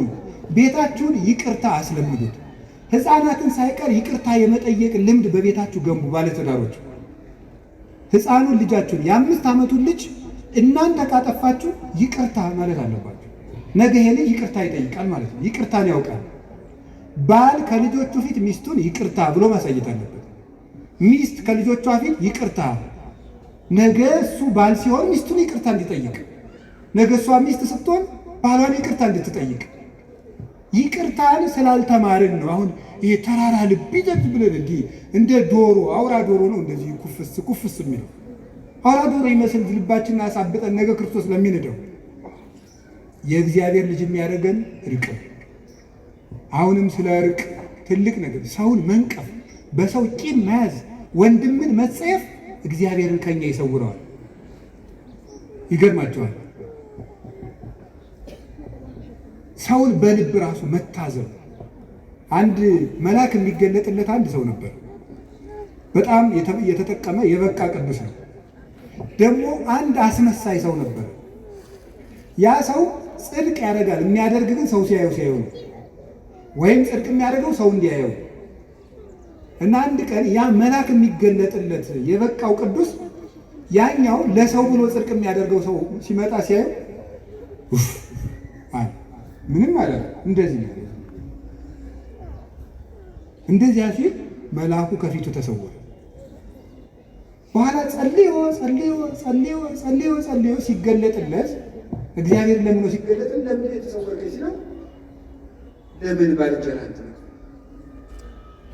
ዛሬ ለሰው ብሎ ጽድቅ ይሰራል፣ ነገ ለእግዚአብሔር ብሎ መስራት ይጀምራል። ልጅም እንደሚሆን የሚያስበው ኃጢአተኛም እንዳቅሙ ነው የሚያስበው። ማሳደግ ነው እንጂ መወርወር ምን ያደርጋል ነበር ያለ። ስለዚህ የእግዚአብሔር ቤተሰቦች ሰው ምን እንደሆነ ማን ያውቃል? የሰው ልብ ማን ያውቀዋል? ጥልቅ ነውና ብሏል ነቢዩ ኤርምያስ። የሰው ልብ የሚያውቅ የለም። ሰው ምኑ ሰካራም እንደሆነ በምን ታውቃለህ? ዘመን ጥሎት ይሁን አጥቶ ይሁን በአስተዳደግ ተበድሎ ይሁን አደጋ ደርሶበት ይሁን ጎዳና ላይ የወጣ በምን እንደሆነ በምን ታውቃለህ? አናውቅም። ለማናውቀው ወንጀል እንዴት ፍርድ እንሰጣለን? ምክንያቱም እናውቃለን። እኛ እገሌ ለምን ሰካራም እንደሆነ አናውቅም። ሰው ወዶ ሌባ ይሆናል ብላችሁ እንዘልለት ገሃነምን ባያውቅ ነው ብለን እንላለን። እንታረቅ፣ ሰውንም እናስታርቅ። ቁልቁለት ወርደን አቀበት ወጥተን ከዛ ውጭ ሰውን አታስቀይሙ። እንዲሁ በሞቴ እረፍት። እኔ ትናንትና አንድ ሰው ነግሮኛል። ሰው ስለነገረኝ ነው፣ እግዚአብሔር የሚያውቀው ሰው ነው የነገረኝ። አንዲት ልጅ ሰው በኮሜንት ስለሰደባት ራሷን አጠፋች ብሎ ሰው ነግሮኛል ትናንት። በጣም ያሳዝናል። እውነቴን ነው የምነግራችሁ። እንዴት ክቡር የእግዚአብሔርን ፍጥረት ሰድበን እንገላለን በእውነት ማለት ነው። አሁን እዚህ በኋላ ራሱ እኮ አንማርም። ይገርማቸዋል። ሄደን ሰውን ሽንቁር ማድረግ፣ ሰውን መውጋት፣ ሰውን ማድማት፣ ማመስገን ካልቻላችሁ ዝም በሉ። እኔ እግዚአብሔር ያውቃል፣ ያው እግዚአብሔር ምስክሬ ነው። ልጅቱ ምን ትሆን አላውቃትም። አሁንም አላውቃትም። የሚገባ ነገር የምትናገሩት የማይገባ ነገር የምትናገሩት ትናንት ነው። ከዛ ከስልጠና ስንወጣ አንድ ወንድማችን ነው እንዲህ ብሎ ሞተች እኮ ብሎ ነገረኝ። ይሄ ተምራችሁበታል? አሁን የልጅቱን ሞት አንደኛ ክፉ ቃል ቢነገረን መሞት የለብንም ወገኖች። ሰው የመሰለውን ነው የሚናገረው።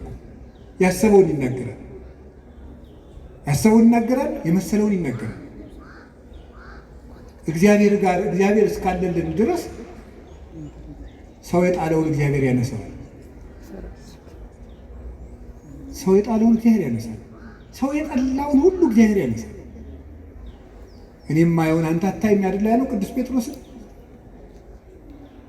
ሰው የውጭ ኃጢአት ነው ያለ፣ እግዚአብሔር የልብ ጽድቅ ነው ያለ፣ ይመለከታል። እና በሕይወታችሁ ዘመን ከዚች ልጅ ሕይወት ተነስቼ ብነግራችሁ እኔ ሃይማኖቷን ምን ይሁን አላውቅም። የምነግራችሁ ግን ስለ ሰው አስተያየት ብላችሁ አትኑሩ፣ ስለ እግዚአብሔር ብላችሁ ነው። ምክር ከሆነ ተቀበሉት።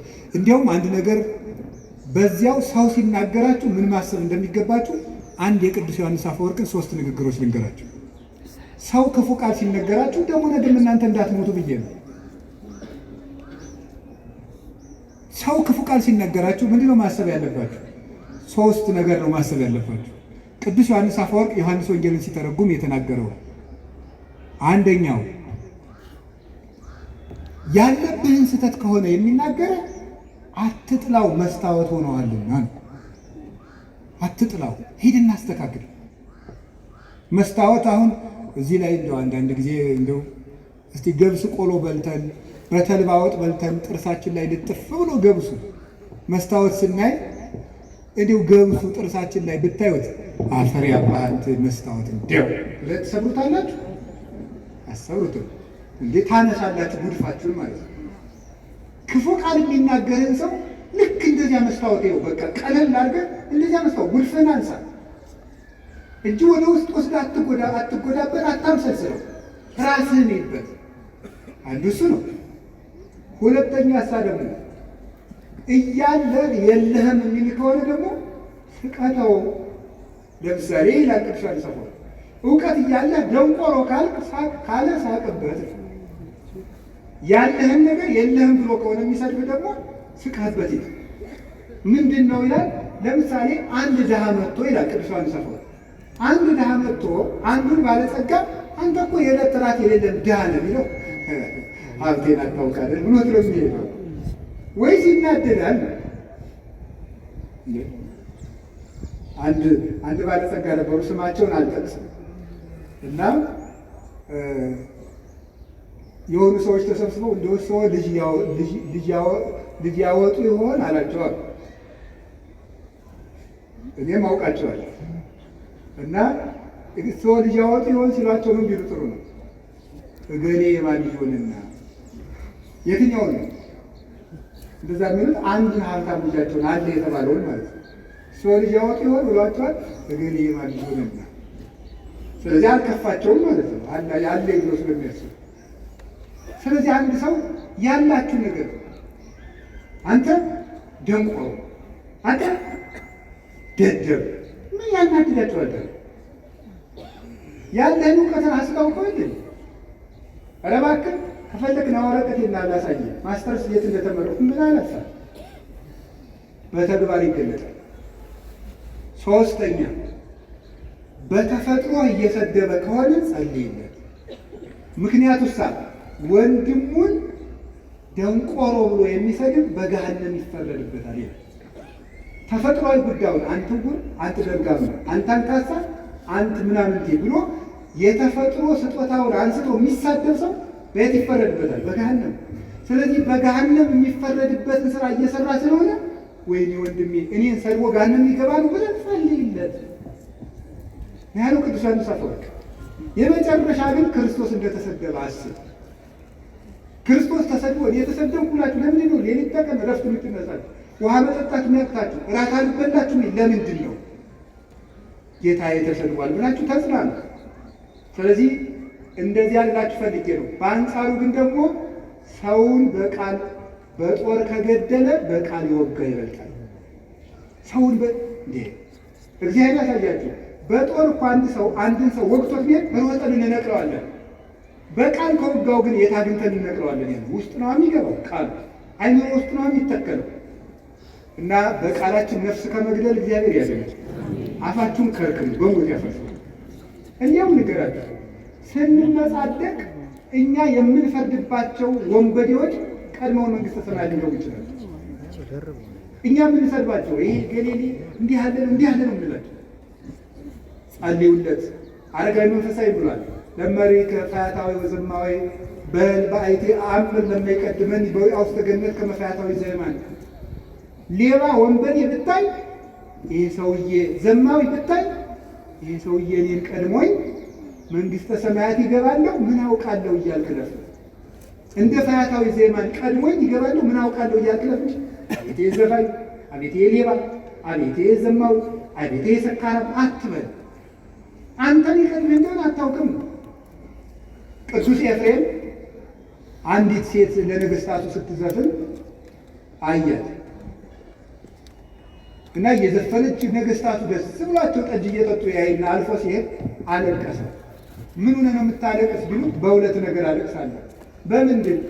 የመጀመሪያው ይቺ ሴት እነዚህ ነገስታት የምታስደስተውን ያህል ፈጣሪን አለማስደሰት፣ እሷ ለምድር ንጉሥ እንዲህ ስትለፋ እኔ ለሰማይ ንጉሥ አለመልፋት። ሁለተኛ ነፍሷን አይቼ አሳዝናኝ ነው።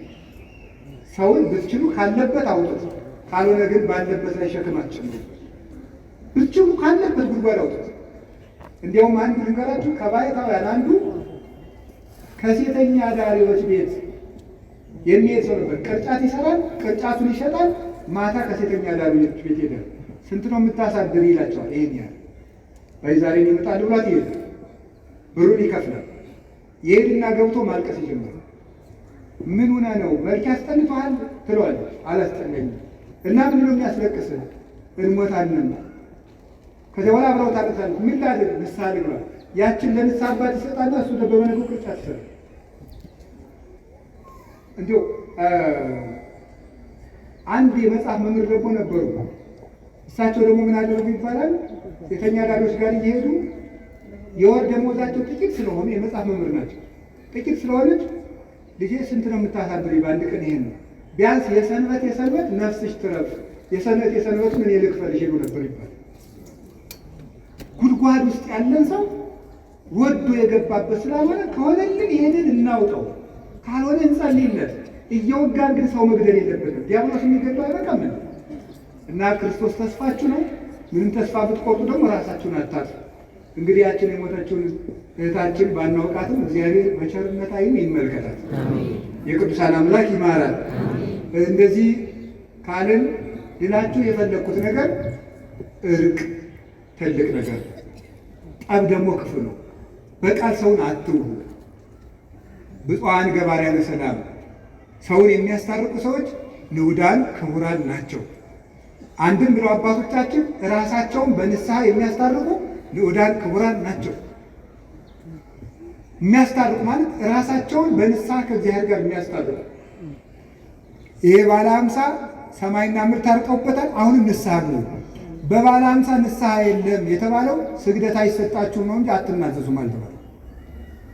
እሾህ ወግቶኝ አሁን ባለ 50 ነው በሰኔ ነቅልልሃለሁ ይባላል እንዴ? እሾህ አይደለም እንዴ? ኃጢአት ምንድን ነው? እሾህ ነው። ነፍሴን እየወጋት አይደለም እንዴ? እና እሱን በሰኔ ነቅልልሃለሁ ይባል ነው እየወጋት። አሁንም ሄዳችሁ ታረቁ፣ ከእግዚአብሔር ጋር እንታረቅ። ኢትዮጵያ ምን ያስፈልጋታል ብትሉኝ ከእግዚአብሔር ጋር መታረቅ። ኢትዮጵያ የሚያዋጣት እጇን ወደ እግዚአብሔር መዘርጋት። ከእግዚአብሔር ጋር ከታረቅን እግዚአብሔር ለግፈኞች ልብ ይሰጣል። እግዚአብሔር ክፉ ልብን ይመልሳል። ደም አፍሳሾችን እጃቸውን ይሰበስባል። አይምሯቸውን ያስተካክለዋል። ክፉ ምክራቸውን ወደ በጎ ይለውጣል። እኛ ከእግዚአብሔር ጋር ግን አንታረቅ። ካልታረቅን ታዲያ ምን እናገኘው?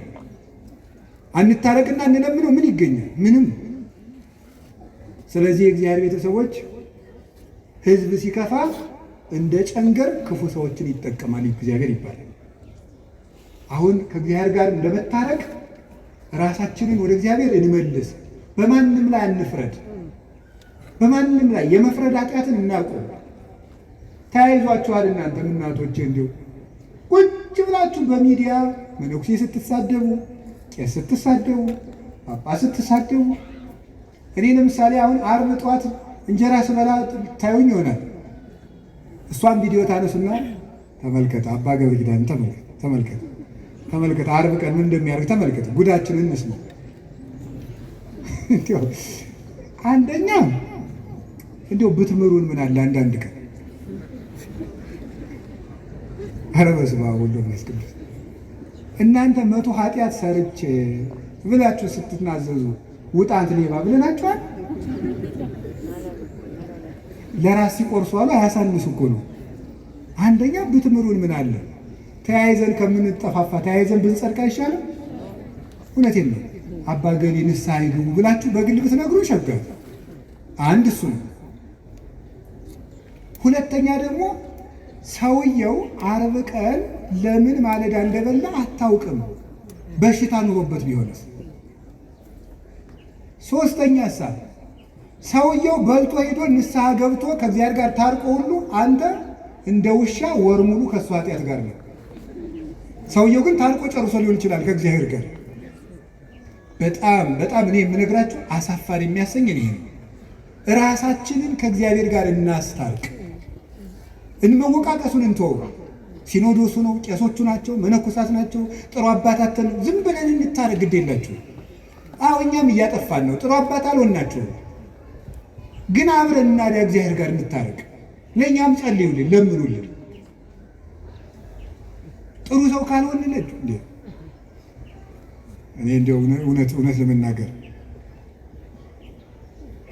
እንዴ አፄ ቴዎድሮስ ሲያስቀድሱ አሉት የተባለ አንድ ነገር አለና ሲያስቀድሱ ዲያቆኑ ጳውሎስን ትቶ ምን አነበባሉ? ኢዮብ። ቅዳሴ ላይ ኢዮብ አይነበብም። እንግዲህ እግዚአብሔር ያሳያችሁ ማለት ነው። እና መርጦ ተዘጋጅቶባታል። አፄ ቴዎድሮስ ቄስ ሲጨቁኑ አልነበረም? እና ምን አደረገ? አነግስ ብእሴ መደሎ የሚለውን ያነባል። ጨካኝ ንጉሥ አነግሳለሁ ብሏል እግዚአብሔር የሚለውን ነው የሚያነበው ማለት ነው።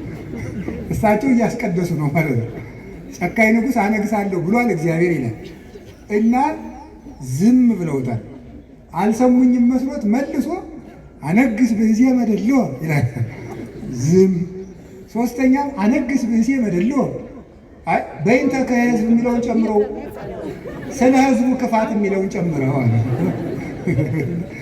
ስለ ሕዝቡ ክፋት የሚለውን ጨምረው እስኪ በሉ ሁላችሁ ስለ ሕዝቡ ክፋት የሚለውን ጨምረው። ስለዚህ እግዚአብሔር ሰዎች እንደው እንደ ጦር ጉሮሮ እንደ ፈረስ ጆሮ ተካክለን በድለናል። ማንም ሰው እኔም ጨምሮ ያው እግዚአብሔር ያውቃል። እንደው ለትትና ማለት ሁላችንም በድለናል። እግዚአብሔርን ይቅር በለን እንበል። ይልቁን እንታረቅ።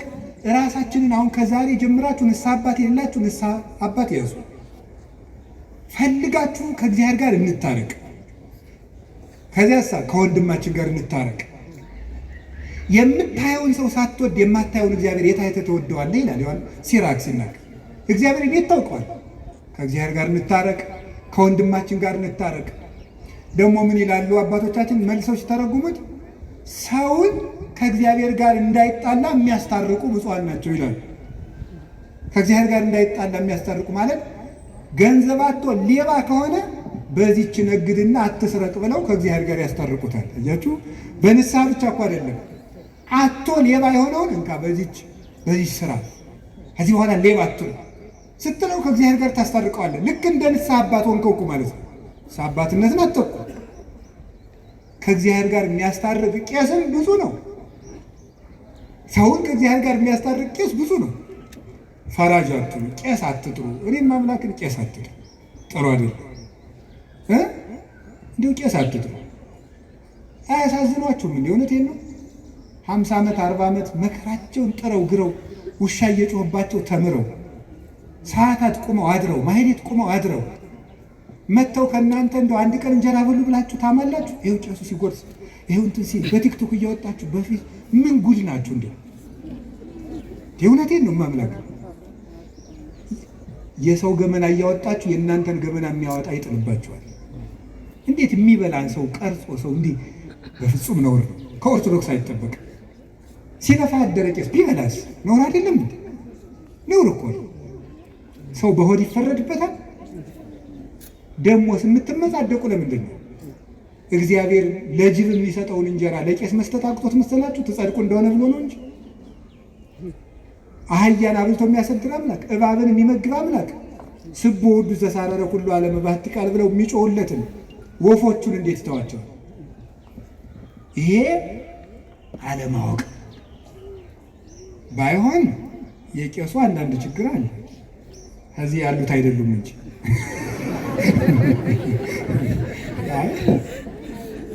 የቄሱ አንዳንድ ችግር በተለይ አሉ ነው። ይህም አሉ አዲስ አበባ ምን ተይዟል አሉ። አይመከረኝ ምንድነው ግብረ ሰላም እናብላችሁ ሲባል የምግቡን አይነት ማጣራት ተገቢ አይደለም። አልዘረዝረውም። ይሄን የነገሩኝ አንድ እናት ናቸው። የዛሬ 4 ዓመት አዲሱ ሚካኤል አግኝተው እናንተ ቀዝቃዛ ውሃ የሰጠ መንግስተ ሰማያትን ይወርሳል ብላችሁ ታስተምራላችሁ። አሁን በባለ 50 ቄሶችን ቀዝቃዛ ውሃ ቀድቼ ብጠራቸው ይመጣሉ ወይ አሉኝ። አይገርማችሁ? እነዚህ ይመጣሉ። ስለዚህ አሁን የምነግራችሁ እና መርጦ ንስሐ ልጅ መያዝ፣ ድሃውን ንስሐ አባት አልሆንም ማለት፣ ሀብታሞችን ቶሎ ቶሎ እያገኙ የድሃውን ስልክ አለማንሳት። እንዲሁ ድንገት ከተፈጠረ ሜቢ ነው። ድንገት ከተፈጠረ እስካሁን አያረጉትም። ድንገት ከተፈጠረ ይችን እናስተካክል፣ እኛም ይችን እናስተካክል፣ እናንተም አትፍረዱ። አብልታችሁ መፍረድ ኧረ በጣም ከባድ እኮ ነው። አብልታ እያበላችሁ ቪዲዮ ማንሳት ሞኝ ናችሁ። እንዲህ አሁን እኔ አሁን መጥቼ ከእናንተ ቤት ስበላ ጉርስ ሳረግ ቪዲዮ ልትቀርጹ ነው? መነኩሴን እንደው ሲጸልይ ያነሱታል ሲበላ። የእኛ አባት ሲበላ ልትሉ ነው? የእኛ አባት ሲጸልይ በሉ እንጂ ነው እኮ ዘወር ነው ማለት ዘወር። እንዲሁም ንገራችሁ ሰማችሁኝ? ሰው ሲበላ አቅርባችሁ ዘወር በሉ። አይናችሁ ይብላል፣ ሐራሙ ይብላል። እኔ እውነቴን እኮ ነው። እግዚአብሔር አብርሃምን ለማብላት ከሰማይ እንደወረደ አላያችሁ? አብርሃም እንዲበላ ብሎ እግዚአብሔር እያጣበቀ እየጎረሰ እየመሰለ አብርሃም እግዚአብሔር ከበላማ እያለ እንዲበላ አብርሃም እንዲህ በለ። እኔ ካስተማሩ መምህሮች አንዱ ያየኋቸው ስማቸውን ስለማይፈልጉ ውዳሴ ከንቱ እንዳይሆንባቸው አልጠቅስም። አንድ ቦታ ሄደን ይጨመር እንጀራ አሉ። የዛ ምነካቸው ብለን እኛ ደግሞ ይጨመር አለበቃን ስልን አይን ያልበቃኝ ጨምሩ ብሎ ተጨመረ። ከተጨመረ በኋላ ለካ ሌላው ሆድ እንደቀረው አይተው እንዲበላ ብለው እሳቸው ግን አልበሉ። ሰውን እንደዚህ አድርጎ ነው እንጂ ማሳደግ። ኦርቶዶክሳውያን እኮ ልክ አለ። ኦርቶዶክሳውያን ወርቆች ነው። ብናለቅስ ያምርብናል። ልቅሷችን ውብ ነው። ሰርጋችን ውብ ነው። ክርስትናችን የሰማይ ነው። ይህን እንደ ፈሪሳውያን መመጻደቁን እንተው። ስለዚህ እግዚአብሔር ሰዎች ከካህናት ጋር አትጣሉ፣ ራሳችሁን ከእግዚአብሔር ጋር አስታርቁ፣ እንታረቅ። ቄስን ከእግዚአብሔር ጋር ሰውን ከእግዚአብሔር ጋር የሚያስታርቅ ቄስማ ብዙ ነው እንጂ ማምለክ 3 ክንድ ከስንዝር ቁመት ያለው ሰውዬ ጸልዮ ለምኖ ከፈጣሪው ጋር የሚያስታርቅ ከኢየሱስ ክርስቶስ ጋር የሚያገናኝ የክርስቶስን ሥጋ በእጆቹ የሚፈትት ቡሩክ እኮ ነው። አሁን ይህንን ቄስ ብፁዕ ነው ብለው ተርጉሞታል። የንስሐ አባት ብፁዕ ነው። ሰውን ካስታረቀ ነው ታዲያ ንስሐ ልጆቹን ከእግዚአብሔር ጋር ካስታረቀ። አንድም ብለው ኃይለ ቃልን ከኃይለ ቃል የሚያስታርቁ መምህራን ብፁዓን ናቸው ይላል ቅዱስ ቄርሎስ ተርጉሞ። የተጣላ መጽሐፍ ቅዱስን የሚያስታርቁ ተጣልቶ የሚታያቸውን የመጽሐፍ ቅዱስ ኃይለ ቃል የሚያስታርቁ ብፁዓን ናቸው ይላል። ስለዚህ የእግዚአብሔር ቤተሰቦች የእግዚአብሔር ልጆች የሚባሉት ይሄን እርቅ የሚያደርጉ ናቸው። ብዙ ስለ እግዚአብሔር ልጅነት ላስተምር የፈለግኩት ብዙ ነበር፣ ይበቃኛል። በባለ 50 እስከ 6 ሰዓት ላጾማችሁ አልፈለግም። ስለዚህ መድኃኔዓለም የሚታረቅ ልብ ይስጠን። ታርቀን ደግሞ እሱ ይታረቀን፣ ይቅር ይበለን፣ በቃ ይበለን። መድኃኔዓለም ስለ ቅዱስ ተክለ ሃይማኖት ብሎ በኢትዮጵያ የሚፈሰውን የደም ጎርፍ ያቁምልን፣ ሰላም ያሳየን፣ የሰላም ብርሃን ይላክልን። በተዘጋ ቤት ላሉ ደቀ መዛሙርቱ የትንሣኤውን ብርሃንና ሰላም የሰጠ ጌታ ለሀገራችንም የፍቅር የሰላም የአንድነት ብርሃን ይላክልን። ስብሐት ለእግዚአብሔር ይቆይ።